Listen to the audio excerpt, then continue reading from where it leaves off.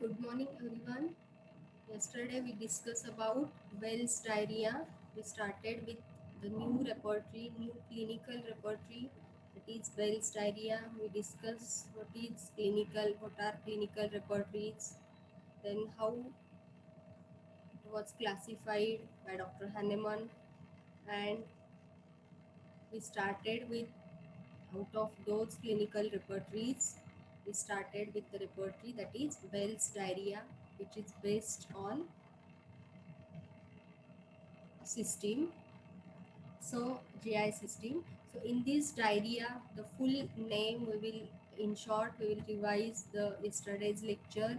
That is, the full name of this repertory is the homeopathic therapeutics of diarrhea, dysentery, cholera, cholera morbus, cholera infantum, and all other loose evacuations and bowels by Dr.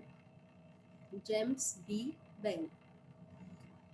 And as we know that it was clinical repertory and it was not Dr. Bell, he does not write it as a actual index of symptoms for diarrhea, or it is not written as a repertory proper, but he prepared this index of symptoms for his personal use, and basic intention behind the book was not to include all remedies producing diarrhea but only those remedies which symptoms regarding in which remedies the symptoms regarding type of stool, condition of aggravation, amelioration, causation and concomitants, these things we get, only those medicines are included in this repertory. Then this repertory was first published in 1869. Then the second edition, it was published by Dr. Led in 1881. He added 32 new remedies and more than 100 pages, and also remodeled the repertory part. Dr. Lippe has contributed two annotated copies and many suggestions. Then the third edition, which was published in 1888, fourth edition, which was published in 1896, until date, 13 editions have come. In this way, the different editions of this repertory it get published. Then which are the sources of this repertory? The main source of this repertory is own clinical experience of about 10 years of Dr. Bell himself.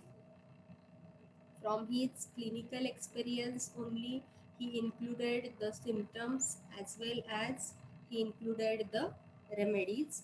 Then from various journals, Hahnemann's Chronic Diseases, Jas New Manual Repertory, Lippe's Materia Medica, Boningussen's Therapeutic Pocket Book, Hartmann's Wells Diarrhea. So these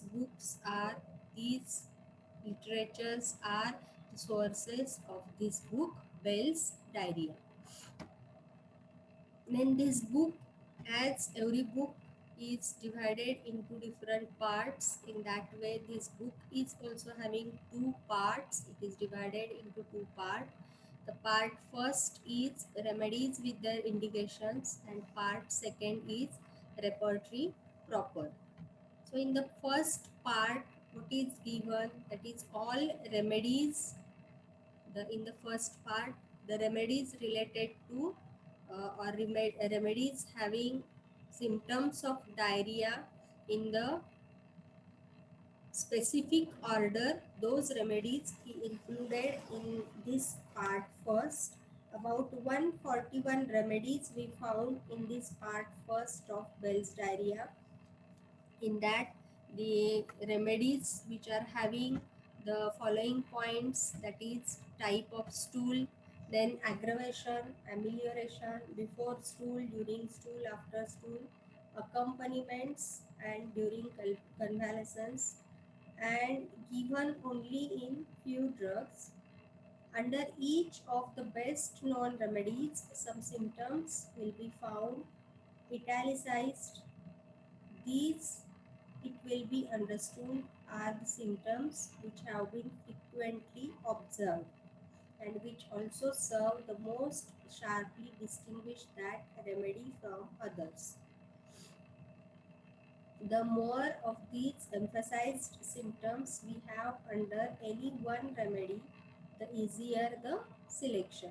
Means in this repertory, in symptoms also we found the two grades, that is some symptoms that are written in italic typography, and these symptoms are important symptoms or important rubrics.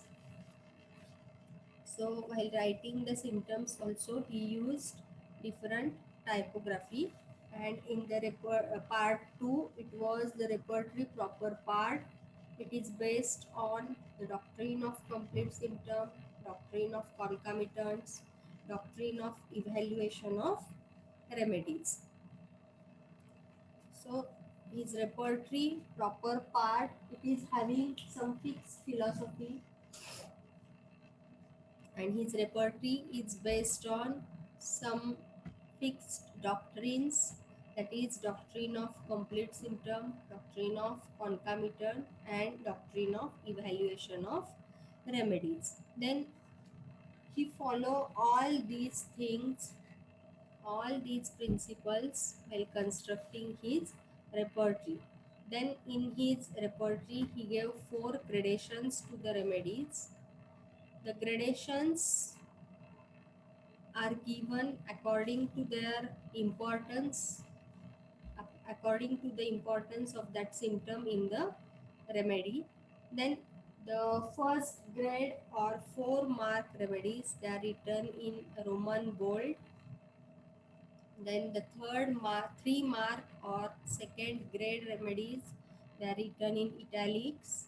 Then the 2-mark or third grade remedies, they are written in simple Roman. And the 1-mark or fourth grade remedy, they are written in Roman in parentheses. And in this repertory, as we discussed earlier, that total number of remedies, they are 141 in this repertory. Then plan and construction. While constructing the repertory part, he follows his doctrines, that is doctrine of complete symptom and doctrine of concomitant. So the repertory has divided into 5 parts. First part out of that is pathological name. Then the second part is character of stool. Then the third part is conditions of stool and of the accompanying symptom, that is modalities. First aggravations are given and then ameliorations are given. Then the fourth part is accompaniments of the evacuations, that is before stool, during stool and after stool. And the last part of this repertory is general accompaniments. In this way, while constructing the repertory, his repertory is divided into 5 parts, that is pathological name, character of stool, conditions of stool, and accompanying symptoms, then accompaniments of evacuations and general accompaniments.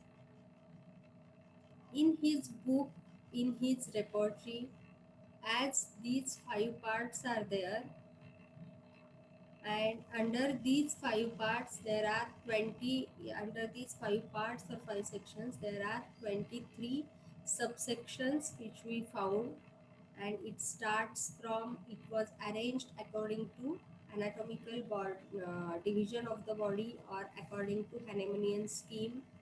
And there are, it starts from mind and mood and ends on general symptoms. So in this way it was arranged.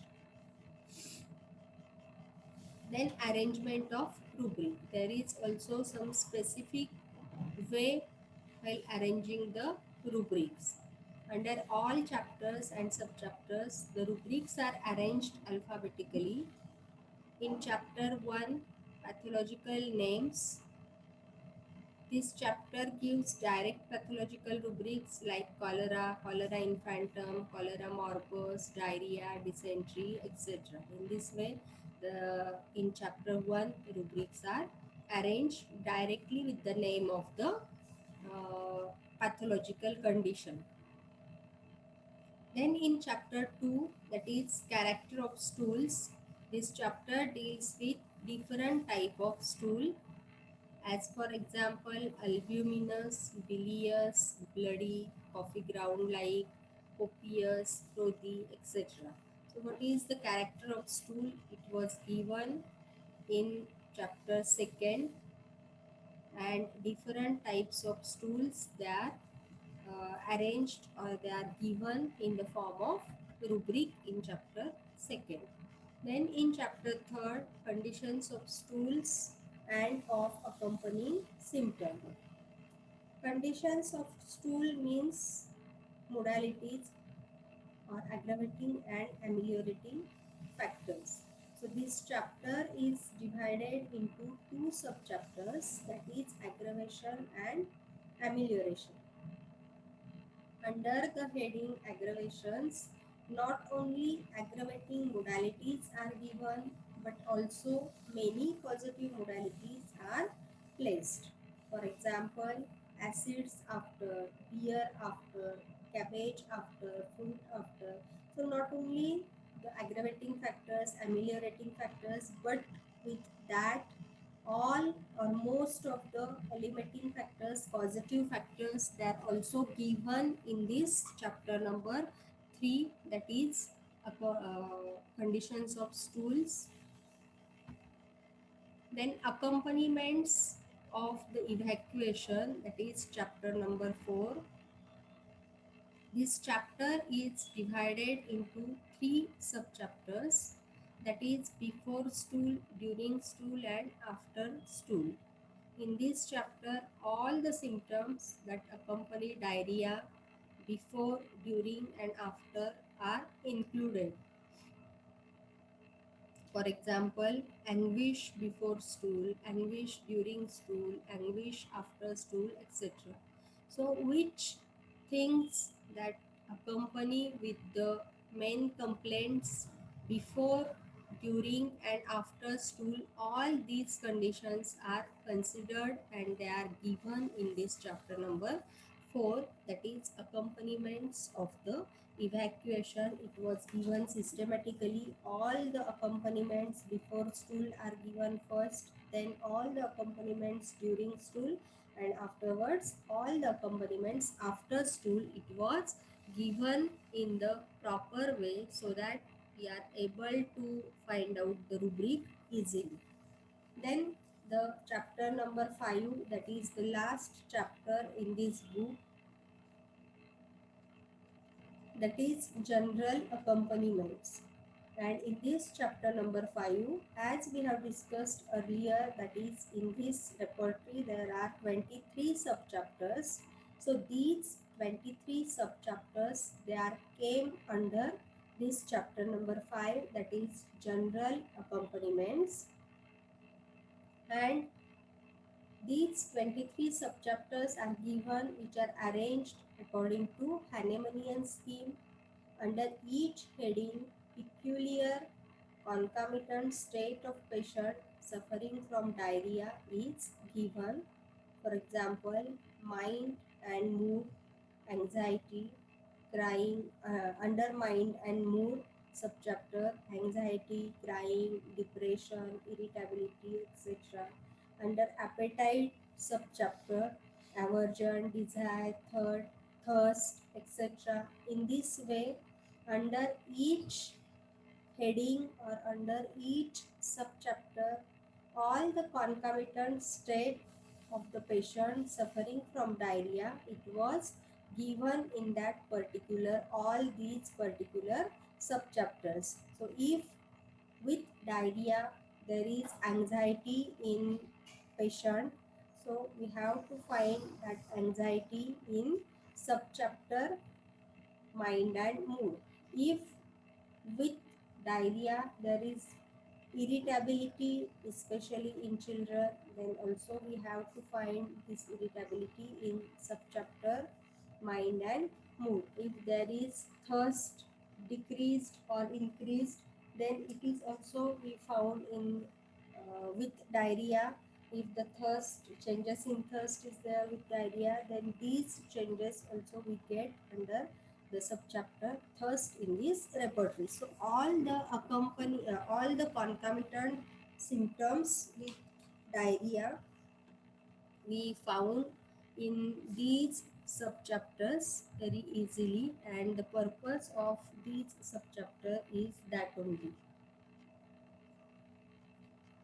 Method of using this repertory. Any patient suffering from diarrhea, his detailed case history is taken with respect to sensation, modality, and concomitant. Once this is done, then case can be repertorized easily as in case of other repertories. So, while taking the history of the patient who is suffering from diarrhea, we have to take the detailed history of the patient in respect to its sensations, then its modalities, which are the aggravating factors, which are the ameliorating factors, which concomitant symptoms are present. And once we take in detail all these things, history of all these things, then it was easy to repertorize the case with the help of this repertory. So while for working by using the Bell's diarrhea, when we have to find out the or when we are going to repertorize with the help of by using the Bell's diarrhea, then we have to take the detailed history of the patient in respect to sensation, modality, and concomitant. Then how we should administer the remedy to the patient. That was also given by Dr. Bell. The author's experience had been most satisfactory with the use of the 12, 13, 15th, 13th, 200 and often higher potency of our remedies administered in water and repeated every 1 to 6 hours according to the urgency of the symptoms and suspended as soon as decided improvement appeared. So as Dr. Bell, he was from his experience from the patients, whatever he seen in his OPD, he constructed this repertory or he write down all the important remedies, indicated remedies for such condition, different conditions of diarrhea. And from his experience, while treating the patients of diarrhea, he used from lower potency to higher potency, all type of potencies, and repeatedly he repeated the doses frequently according to the severity of the case, and he get very well results. So he also advised to all homeopath that use of 12, 15, 13, 200 and often higher potencies of our remedies, of the remedies whatever given in this repertory for condition of diarrhea, which are administered in water and repeated every 1 to 6 hours according to the urgency of the symptoms. Means it should be administered in water and repetition is frequent because the condition is acute. So according to the acuteness, according to the severity of the patient or severity of the condition.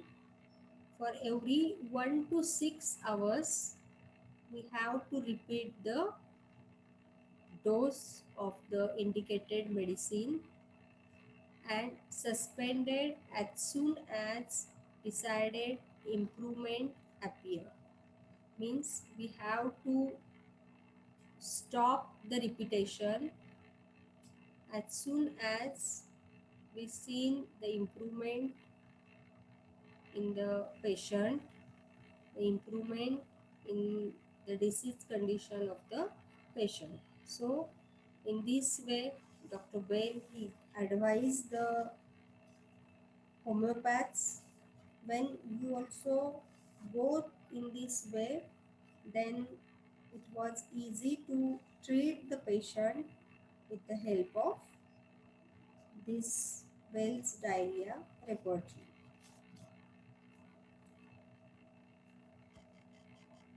Then there are some special features of this repertory. So which are these special features? One by one we go through these special features. The first one is it was very handy and concise repertory. As we all know that this repertory was very handy, it was short, so we can easily carry it from one place to another place. It is very concise repertory. Then it contains rubrics related to diarrheal disease with concomitants at one place, so that we can easily find out the complete symptoms with the help of this repertory. As all concomitants related to different parts, they are given in the 5th chapter, and all under all parts the concomitant symptoms they are given related to diarrhea in different 23 subchapters as we discussed just now. So it contains rubrics related to diarrheal disease with concomitants at one place, so that he from this we can understand that how in proper way we follow the doctrine of complete symptom and doctrine of concomitant. Then the first part, common indications of remedies in diarrhea are given. In the first part, as we discussed, that is the therapeutic part, it is also called as therapeutic part.